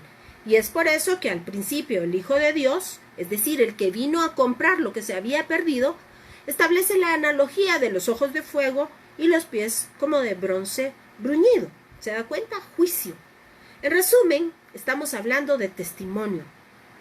El enemigo, como ya lo había dicho, trata de destruir al liderazgo, porque cuando las ovejas no tienen pastor, se dispersan. Y esto lo encontramos en Ezequiel capítulo 34, versículo 5. Y dice así, y han sido dispersadas por falta de pastor y se han convertido en alimento para toda fiera del campo, se han dispersado. Es decir, que cuando usted no oye buena doctrina, cuando no tiene pastor, o cuando el pastor le predica una doctrina equivocada, y hablo pastor, dígase líder, maestro, profeta, apóstol, evangelista, que predique esto, lo está entregando a las fauces de Satanás. Esa es la razón por la cual debemos de alimentarnos diariamente de su palabra, que haga, que sea la fuente en nosotros, como dice Pablo, que exudemos olor del conocimiento de Cristo, que nuestros poros griten la palabra, que la palabra sea nuestro respirar. Cada latido, ¿sabe? El Salmo 119 habla precisamente esto. Cada latido del corazón, cada vibración de nuestra vida debe ser la palabra de Dios. Jeremías 10:21, y vea cómo se va subiendo el tono de esta situación. Ponga atención, es terrible, porque los pastores se han entorpecido y no han buscado al Señor. ¿Cómo se entorpece uno? Cuando no busca al Señor. ¿Cómo busca uno al Señor? A través de su palabra. Por supuesto, a través del ayuno, la oración y una vida santificada. Pero ¿cómo conoce usted al Señor? Solamente a través de la palabra. Por tanto, no prosperaron y todo su rebaño se ha dispersado. Vea lo que dice, en el versículo 22 dice: ay de los pastores que destruyen y dispersan las ovejas de mis prados, declara el Señor. Por tanto, así dice el Señor, Dios de Israel, acerca de los pastores que apacientan a mi pueblo. Oiga, acerca de los pastores que apacientan a mi pueblo. Vosotros habéis dispersado mis ovejas y las habéis ahuyentado, y no os habéis ocupado de ellas. He aquí, yo me ocuparé de vosotros por la maldad de vuestras obras, declara el Señor. ¿Se recuerda usted lo que decía al principio de este mensaje? Yo me acuerdo de tus obras. Despierta, despierta. Espada contra mi pastor y contra el hombre compañero mío, declara el Señor de los ejércitos. Espada contra el pastor. Hiere al pastor y se dispersarán las ovejas, y volveré mi mano contra los pequeños. Esto es Zacarías 13:7. Y es importante entender por qué Satanás quería colgarlo en la cruz. Porque dice, 1 Corintios, nosotros hablamos sabiduría, mas no la sabiduría de este siglo, no la sabiduría de Dios, sino una sabiduría escondida en poder, en misterio. Pero si esta sabiduría, y se lo estoy parafraseando, si esta sabiduría la hubiesen conocido los príncipes de este mundo, no hubiesen colgado a Jesús, que es la salvación. Véngase conmigo, si usted quiere, a 1 Corintios. Vamos a ver si la encuentro rápido. Me parece que es capítulo 1. Vamos a ver. No. Es capítulo 2. Y dice así, ponga atención. Capítulo 2, versículo 6. Y dice: sin embargo, hablamos sabiduría entre los que han alcanzado madurez.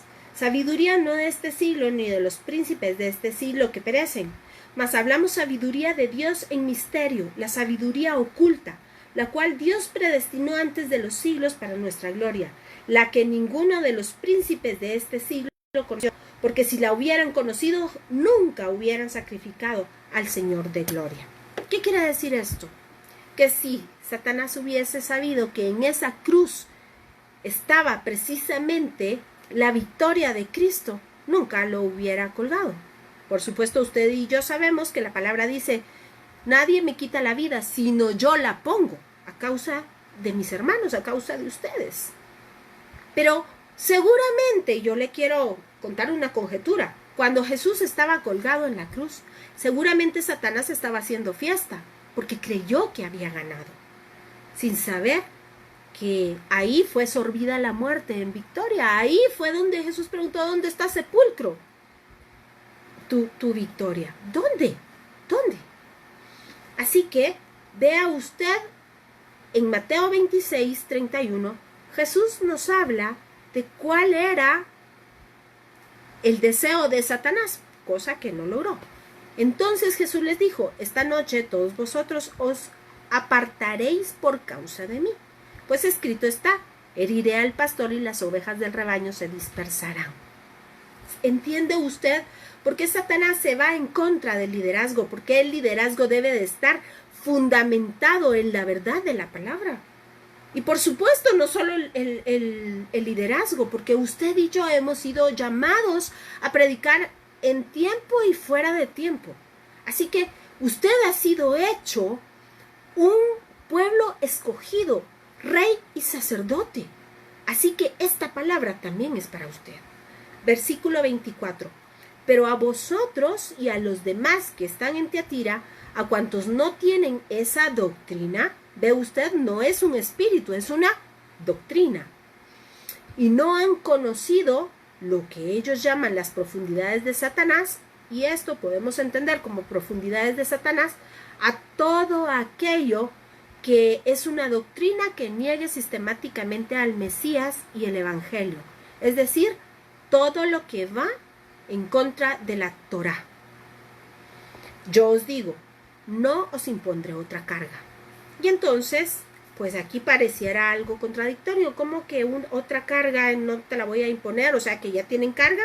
Déjeme contarle que sí. Y aunque suena fuerte, que los que no han, dice acá, que los que no tienen la doctrina, sí tienen una carga. Yo le voy a explicar cuál es esa carga. Y ponga mucha atención porque aquí es la importancia de estudiar metatextualmente las escrituras. La carga, de acuerdo a Israel, tenía la siguiente connotación, y era padecer los vituperios del Mesías.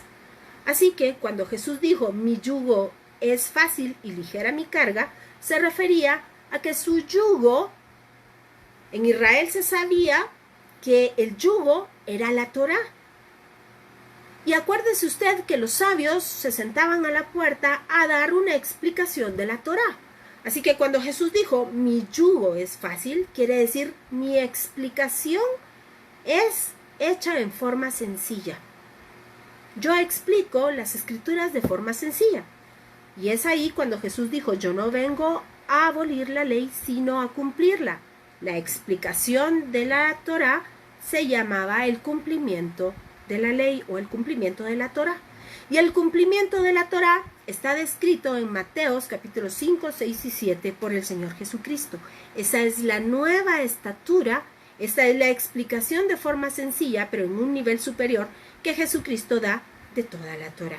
Vea usted cómo la palabra toda se complementa. Así que es importante entender que Jesús vino a dar esa completitud de la palabra, a dar una completa y real y sencilla explicación, para que nosotros no pudiésemos decir está tan lejos, o está tan alto, o es tan difícil, sino que sepamos que por medio del poder del Espíritu Santo, la palabra está ahí para que la cumplamos, y es un cerco de cuidado alrededor nuestro. Así que la ligereza de la Torá radica, y esto es básico, que la Torá es pura y es en ella misma. No tiene injerencia de mandamientos humanos. Lo que Jesús nos explica es su palabra por ella misma. Y esto es importante porque usted se recuerda, y si ha visto los videos anteriores, ya habíamos hablado acerca de la Torá oral, la Torá escrita, la Torá oral o halajá, de la cual los fariseos se tomaban y le daban tanta importancia como la Torá escrita. Por supuesto, Jesucristo algunas cosas del ritualismo y de las creencias que se habían transmitido de boca en boca o Torá oral, pues sí, efectivamente las compartió. Un ejemplo es que él iba cada Shabbat a estudiar la Torá. Eso es propiamente una costumbre farisea. Pero hubo otras que no. Y un ejemplo de eso es la connotación que ellos le daban al Shabbat. ¿Cómo era posible que dejaran morir a una persona si rescataban a su asno, a su animalito? Y el Señor les explica que Él es el Señor del Shabbat, que Él es el Shabbat. Así que vemos que Jesús mismo les da la correcta interpretación en un nivel más alto y de una forma sencilla para que lo podamos llevar a cabo. Eso sí, es importante señalar que la forma sencilla no tiene nada que ver con una palabra que se utiliza mucho en el Antiguo Testamento, con la simpleza. Son dos cosas distintas. Lo sencillo es explicarlo de manera conveniente para que lo entendamos y hacerlo aplicable. Lo simple es ya diluir la palabra. Así que son dos conceptos que sí riñen en realidad. Ahora bien, entendemos entonces que su yugo es fácil y la carga. Y dice, lleva la carga. Esto que tienes, llévalo hasta el final, hasta que yo regrese. Y esto se trata de la practicidad o del cumplimiento. Esto es portar en sí los vituperios del Mesías. La carga que tienes, dice Apocalipsis, hasta ahora llévala hasta el fin. Y aquí podemos tomar otra vez ese versículo que dice que por haberse multiplicado la maldad en el mundo, el amor de muchos se enfriará. ¿Cómo aplicamos esto? Y es que fíjese usted que cada vez que nosotros decimos, y le voy a poner un ejemplo que utilicé la semana pasada y fue justamente acerca de la comida del cerdo. Quizá nosotros no podemos entender con nuestro propio razonamiento por qué Dios dijo que no comiéramos cerdo, aunque yo ya le hice un preámbulo que me parece adecuado, entre muchas otras cosas más, ¿verdad? Hay también razones proféticas que hablan del cerdo. Pero esto no lo entiende el mundo. Y si usted va a un almuerzo y le dicen ¿por qué no come cerdo? Yo le aseguro que si usted dice porque me cae mal, me sale alergia, no lo dijeron, nadie se mete con usted. Pero si usted dice no lo hago porque Dios dice que no, se armó la trifulca. Y sabe, cada vez el mundo nos pone más tropiezo para ser íntegros conforme la palabra. Pero ¿sabe qué dice la palabra? Esta carga que tienes, reténla hasta que yo venga. Y de eso se trata con el amor. ¿Se recuerda usted que en el primer mensaje precisamente hablaba de dejar el primer amor? Y era dejar de estudiar la palabra, dejar de cumplir lo que Dios quiere. Esas son las buenas obras de justicia, las cuales Dios ha hecho de antemano para que en ellas caminemos. Pero ¿cómo las sabremos si no conocemos la Torá? Así que esta es la razón por la que el mundo lo ve a usted, me ve a mí, como seres fuera de este planeta, porque en verdad lo somos. La palabra dice que si el mundo no conoció al Señor, mucho menos nos conocerá a nosotros. Así que llevamos los vituperios de Cristo en toda parte de mi cuerpo, decía Pablo, en todas mis carnes está la marca del Mesías. Así que por ti somos vituperados todo el día y somos llevados como ovejas al matadero. Y quiero hacerle si usted vio los videos acerca de la Mishmeret, y si no se los recomiendo, cuando hablamos de la segunda Mishmeret o la del becerro, la vaca roja, o la vaca alazana, usted se recordará que en el texto de Números hablaba precisamente que la vaca no tenía que tener ninguna cosa externa. No sé si usted se recuerda, si no, le recomiendo que vea ese video. Y era precisamente ninguna marca. Trayéndolo a nuestros conceptos modernos, hablamos que la vida nos va marcando y Hebreos nos dice que todo esto puede causar raíces de amargura y que, ¿sabe qué? Son visibles para todo el mundo. Cuando estamos amargos por dentro, eso sale. Pero acá dice que nosotros debemos de llevar las marcas de Cristo. Y esto, por supuesto, es totalmente opuesto a lo que yo le estoy diciendo. Y a esto se refería justamente con esta prefiguración de la marca en la vaca roja. Nada del mundo la debía de marcar para que fuese hecha apta para el sacrificio.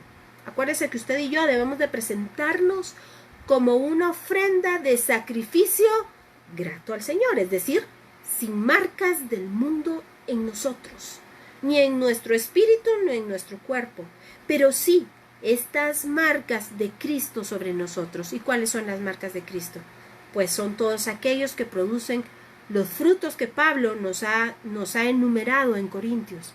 Son todos esos dones que el Señor ha puesto en nosotros.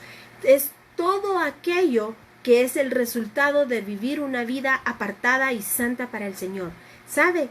Es la gloria de Cristo vista en nosotros. Así que, como el sol refleja su luz sobre la luna, así nosotros debemos de reflejar esas marcas de Cristo sobre nuestro cuerpo, sobre nuestro carácter, sobre nuestra mente, sobre nuestro corazón. Así que, por la hora voy a continuar.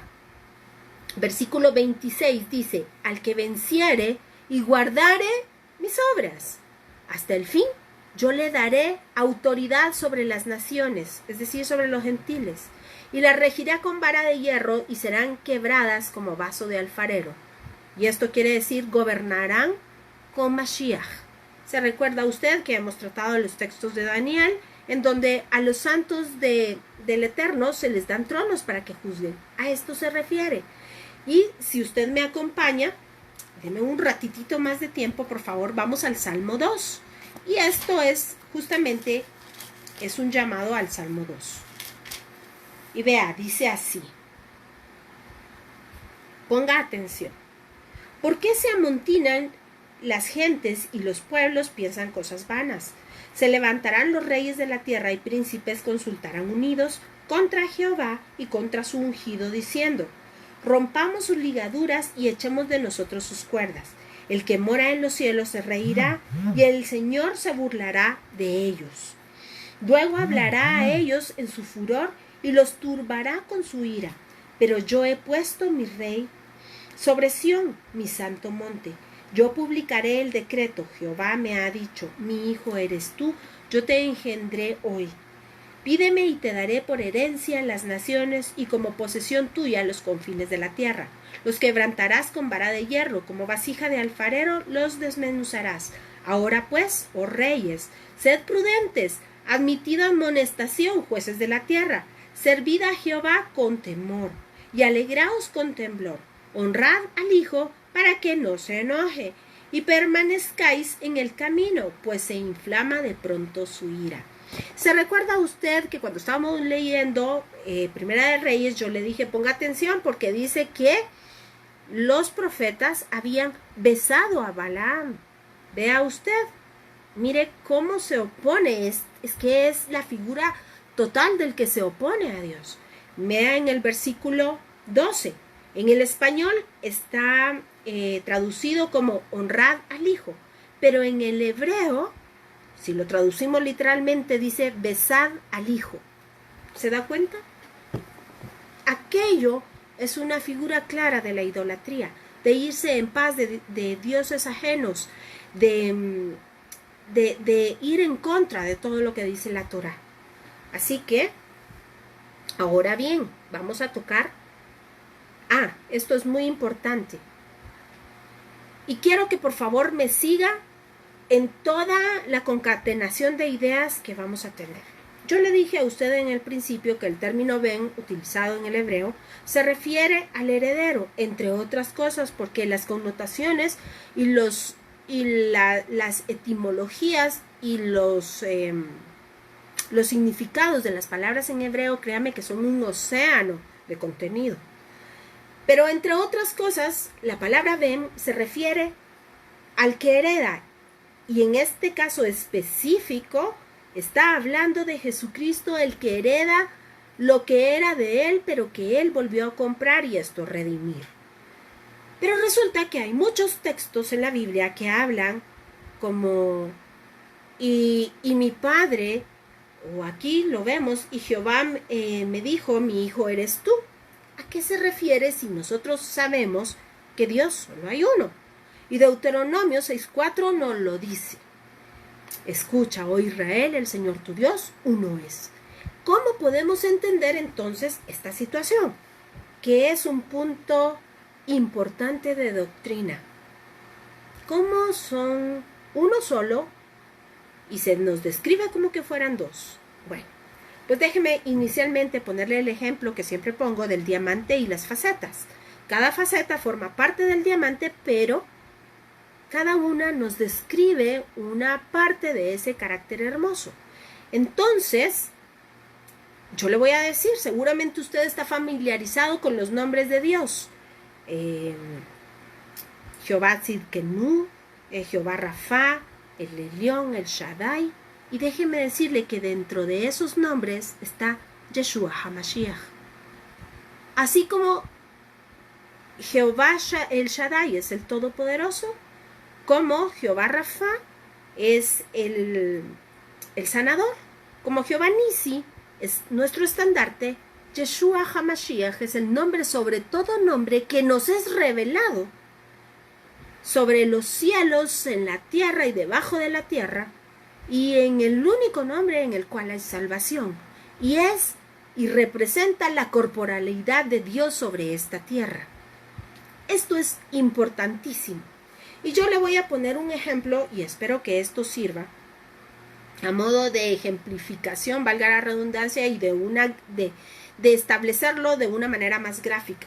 Si usted se recuerda, en Hebreos capítulo 6 dice claramente que no habiendo por otro mayor, Dios juró por sí mismo y le hizo este juramento a Abraham. Y aquí está el punto de doctrina. Usted sabe, ya lo hemos hablado varias veces. Ciertamente te bendeciré, serás padre de muchas naciones, te daré descendencia y tierra. Entendiendo lo que quiere decir te bendeciré, serás de bendición, por medio de ti injertaré a otros. ¿Verdad? Muy bien. Entonces, vamos, yo no sé si usted vio aquel programa que realmente no recuerdo si se llamaba así, pero se llamaba algo como Jefe Encubierto.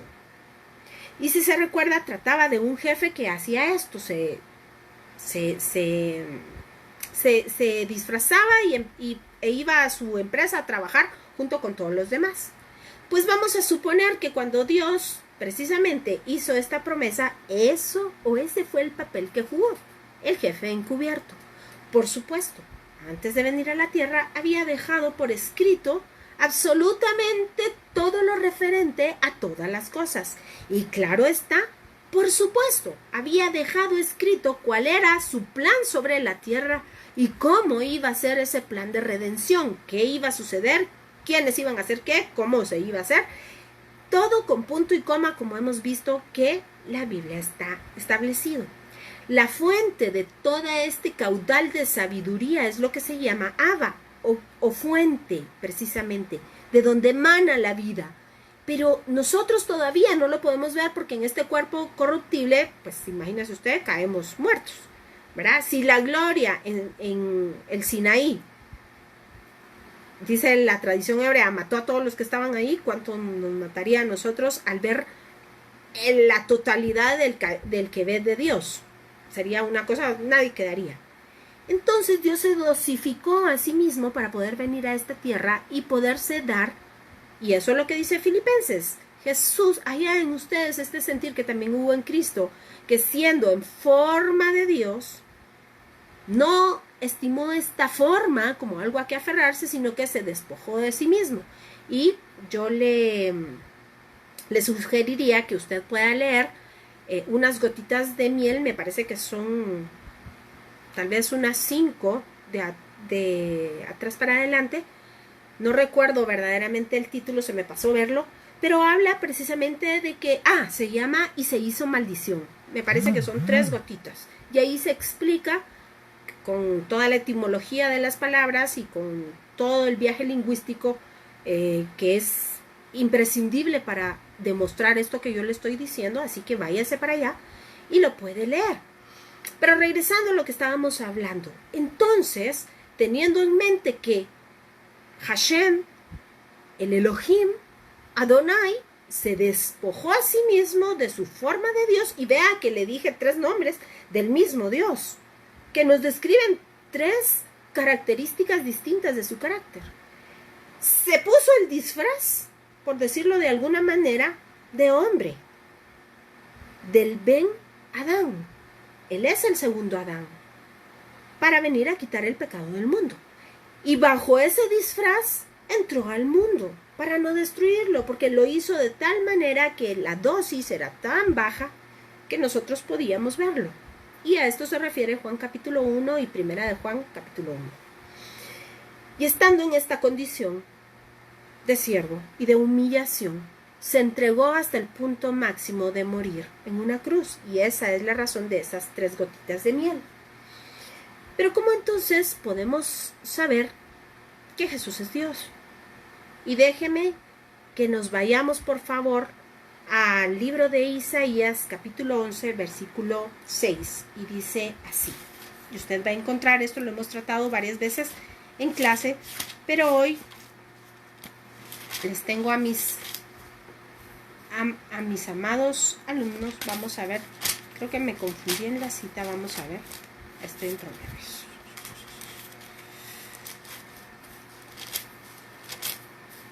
A ver, sí. Isaías 9, versículo 6. Se lo voy a leer primero en español y luego le suplico que se siente y se agarre de la silla, porque lo vamos a hacer en el hebreo. Y dice: porque un niño nos es nacido, hijo nos es dado, y el principado sobre su hombro, y se llamará su nombre admirable consejero, Dios fuerte, Padre eterno, príncipe de paz. Y déjeme contarle que también hay otra gotita de miel que habla acerca del versículo 7, donde hay una vav, y eso está tomado desde el punto de vista de la gematria, que también demuestra cómo Jesús es Dios. Pero regresemos al versículo 6, y si usted se da cuenta, aquí está la descripción precisamente del Hijo, del Padre y del Espíritu, porque dice: un niño nos es nacido, hijo nos es dado, y el principado sobre su hombro. Ve, el Hijo. Y se llamará su nombre admirable consejero, Dios fuerte, Padre eterno, príncipe de paz. Y consejero me lo salteé, el Espíritu. Muy bien. Acuérdese usted que en el Antiguo Testamento el Espíritu se conocía con el nombre de Ruach, pero era la consolación de Israel. Así que cada vez que usted en el Antiguo Testamento encuentre la frase acuñada, la consolación de Israel, se refiere al Espíritu de Dios, al consejero.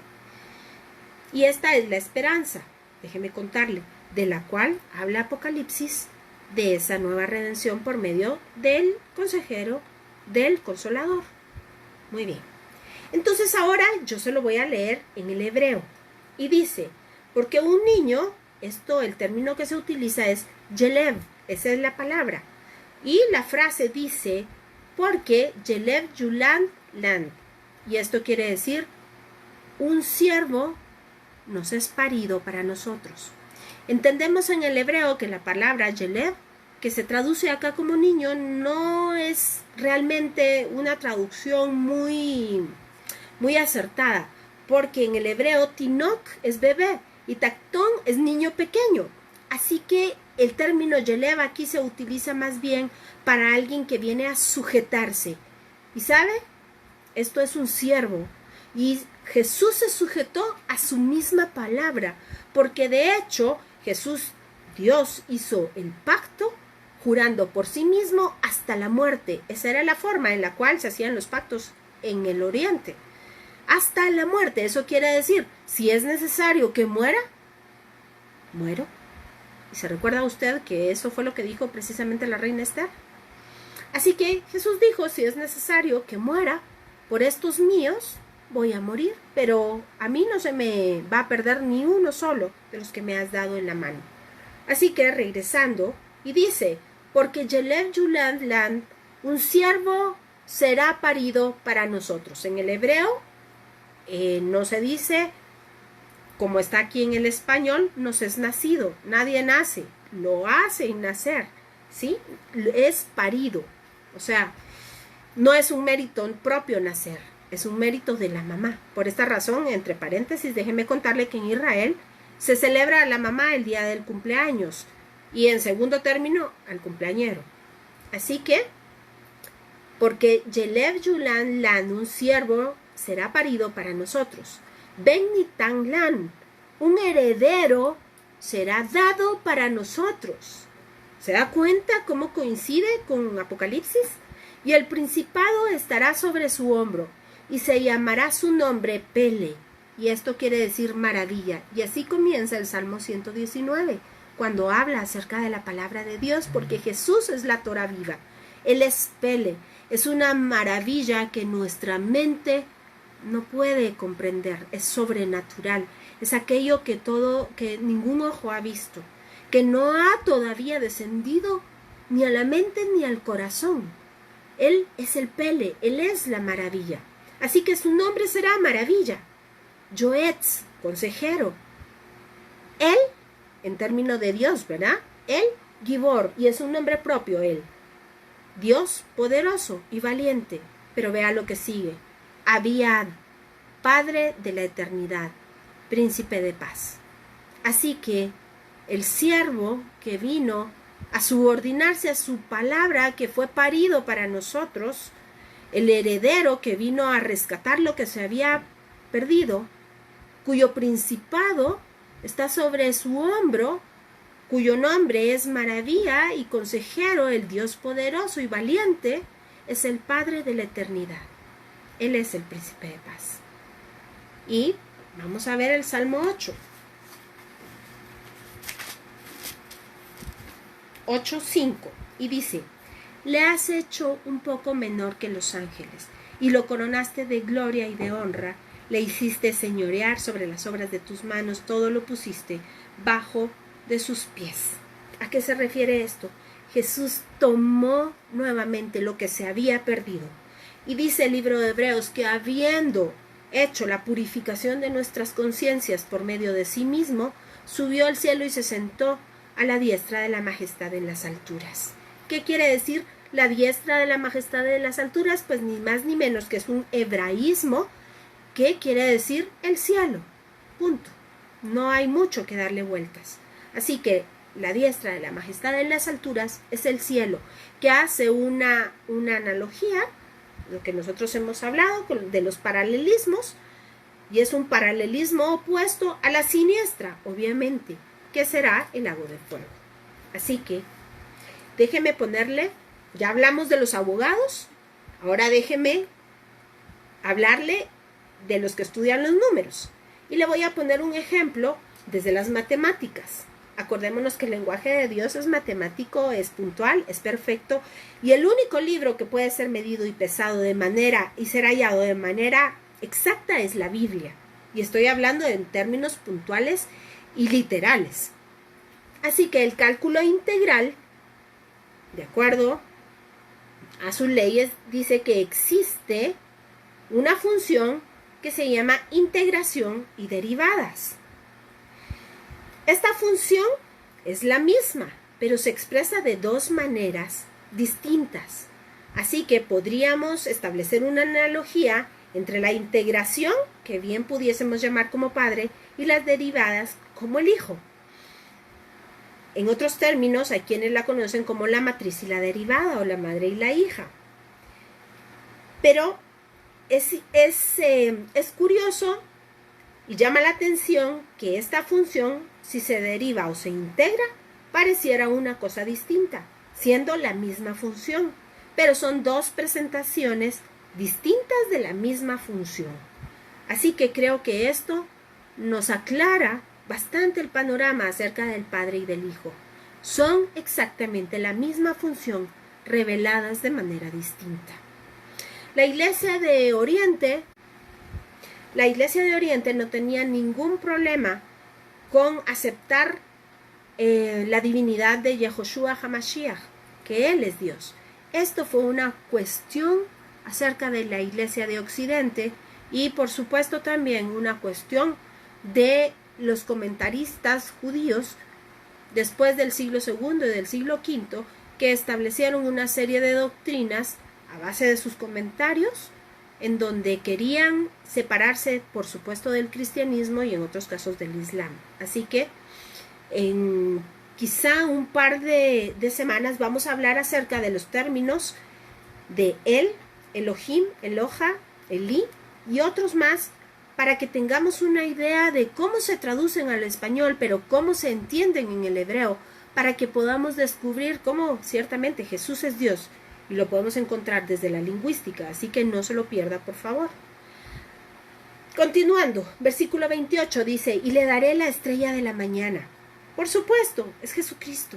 Hablamos también del árbol de la vida, de los frutos del árbol de la vida, y entendemos claramente que todos ellos son prefiguración de Jesucristo.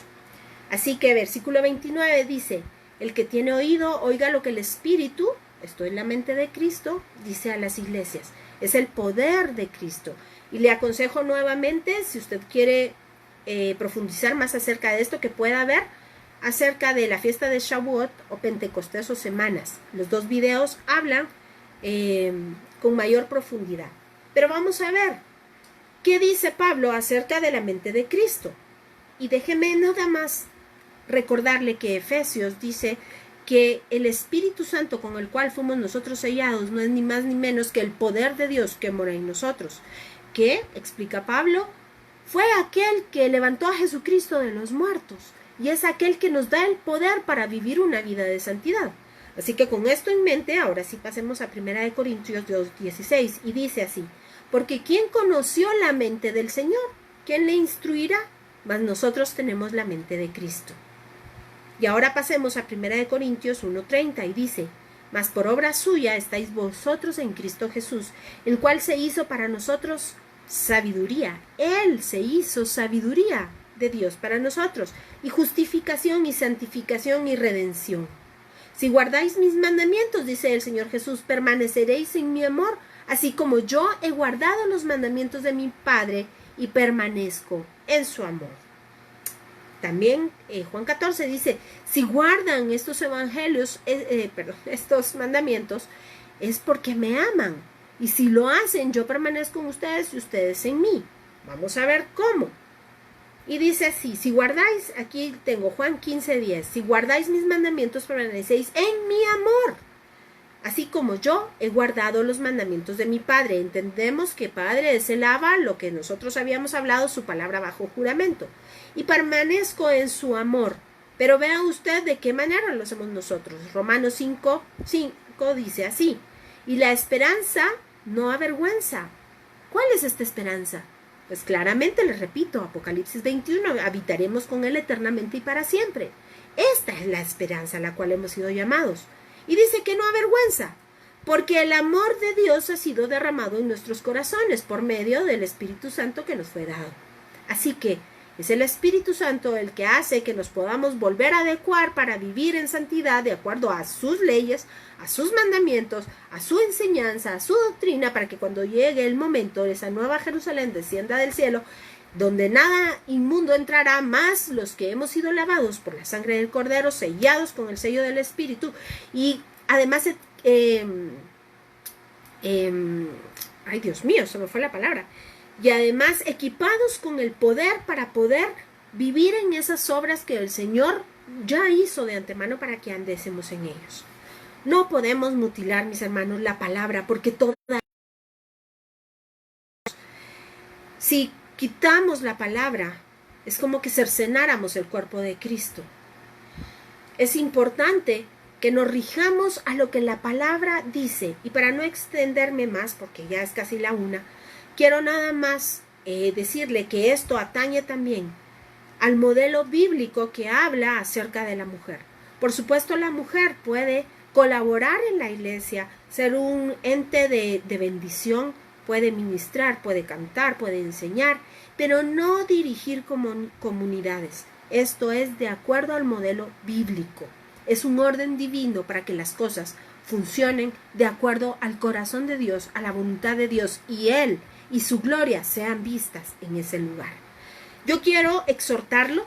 El día 28 de este mes, me parece que es mañana, es Pentecostés justamente, y por eso le hemos dado tanto énfasis a todo lo que tiene que ver con el Espíritu, con la novia, con su Torah, con sus mandamientos.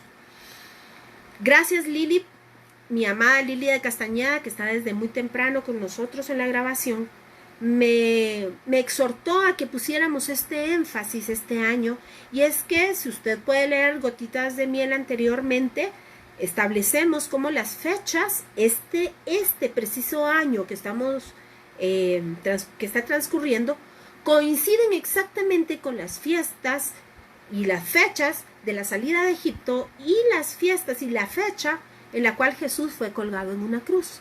Es exactamente el mismo patrón de fechas. Usted sabe que el calendario hebreo es lunisolar y esta es la razón por la cual las fechas hebreas no siempre coinciden con el calendario en vigencia que nosotros seguimos. Así que va corrido.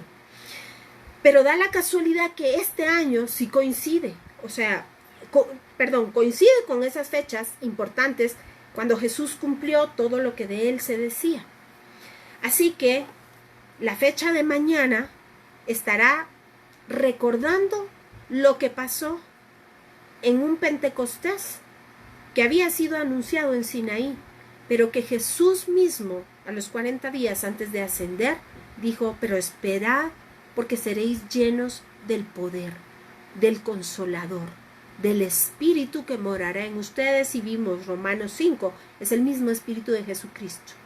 Así que yo lo insto con todo esto que hemos estado hablando acerca de mantener una vida de santidad, acerca de vivir de acuerdo a la doctrina de Cristo, que en verdad la vemos en nuestras escrituras. Puede usted ir y leer el texto a partir de Éxodo 19 y cómo el Señor hizo este contrato matrimonial y cómo hemos venido contando la cuenta de Homer, que es en verdad la palabra del Señor puesta en evidencia, es el juramento y el pacto de Dios para nuestra salvación. Por eso es la esperanza que no avergüenza. El amor de Dios derramado en nuestros corazones, el mismo Espíritu de Jesucristo en nosotros, para que tengamos verdaderamente salvación. Pero sabe, esto habla de una vida, como bien dijo el profeta, delante del Señor en integridad. Dice Hebreos que usted y yo somos totalmente transparentes delante del Señor. Absolutamente transparentes. Él discierne las intenciones del corazón. En el Salmo 139, el penúltimo versículo dice: examíname, oh Señor, y ve si hay en mí camino de maldad. Esto es lo que tenemos que hacer y esperar poder. Porque sabe, estas fiestas de Santa Convocación se llaman las Moadim del Señor. Son las citas determinadas para que el Señor se encuentre con su pueblo. Y sabe, son estatuto perpetuo. Por supuesto, entendemos, y de esto también hay videos anteriores que lo explican, cómo, habiendo venido ya Cristo, cambió el sistema, porque Él fue ese sacrificio único para siempre, hecho bajo mejores promesas, en un mejor lugar, en el altar celestial, en el templo celestial, en el tabernáculo celestial, con una mejor ofrenda, con una sangre que nos limpió de una vez y para siempre. Pero eso no quiere decir que nosotros quitemos de la ley. Por eso le hablé de cercenar la palabra. Los 10 mandamientos dicen, el cuarto, santificarás, que es una mala traducción. Esto quiere decir, y celebrarás, conmemorarás, tendrás en mente, harás las fiestas. Guardarás las fiestas. Porque todas ellas apuntan a Jesucristo y apuntan lo que Él ha hecho, está haciendo y hará. Así que lo exhorto a que el día de mañana tome su Biblia y lea todo lo referente al Espíritu Santo, al Espíritu de poder, cómo nosotros debemos de mantener nuestras vestiduras limpias, porque el Señor viene pronto y Él viene por una iglesia sin mancha y sin arruga. Y así es como debemos estar, velando hasta que Él venga por nosotros.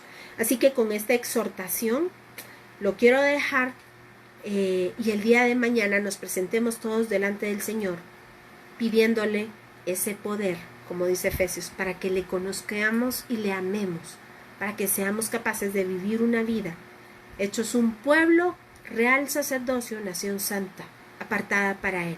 Así que reciba un abrazo cordial. Luis Alberto, yo le escribo en un momentito aquí abajo del video y le dejo, por supuesto, todas las indicaciones. Es una bendición tenerlo con nosotros. Siéntase bienvenido. Muchas gracias. Y a cada uno de ustedes que cada semana se une con nosotros en este tiempo o inmediatamente después o en el transcurso de la semana a estudiar la palabra, reciba un abrazo fuerte. Que la gloria del Señor sea vista sobre su vida. Que el Señor le bendiga y le guarde. Amén.